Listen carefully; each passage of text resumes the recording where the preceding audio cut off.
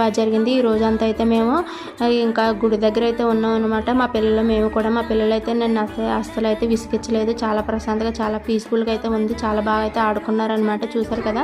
అయితే సోమవారం ముందున అయితే గరుడ ప్రతిష్ఠ అయితే చేశారండి. అందరికైతే ఈ విధంగా దండలు అయితే పెట్టేసుకొని చూస్తారు కదా. సోమవారం ఈ విధంగా అయితే ప్రతిష్ఠ చేస్తారు. ఇప్పుడు కళ్యాణం కోసం అమ్మవారిని కూడా రెడీ చేస్తే సమయంగా టైం వచ్చేసి 3 అయింది. ఇంక ఇంటికి వెళ్ళిపోయి మళ్ళీ నైట్ అనమాట. మా వారు డ్యూటీ నుంచి 8 o'clock అలాగ వస్తే మళ్ళీ 9కి అలా బయలుదేరి మళ్ళీ వెళ్ళాం అనమాట. వెళ్తే ఈ విధంగా మేము వెళ్ళబోతుకి మళ్ళీ కళ్యాణం అయితే స్టార్ట్ అయిందండి. చూసారు కదా. అంటే చాలా చాలా బాగా హ్యాపీ అనిపించింది. రాజస్థాన్లో ఒక తెలుగు పంతులు తీసుకొచ్చి ఈ విధంగా జరిపించారంటే చాలా హ్యాపీ అనిపించింది. మరి సేమ్ మన ఇంటి దగ్గర ఎలా ఉంటామో అలాగే అనిపించింది అనమాట. ఈ రోజంతా ఎలా గడిచిందో నాకు నిజంగా అర్థం కాలేదు.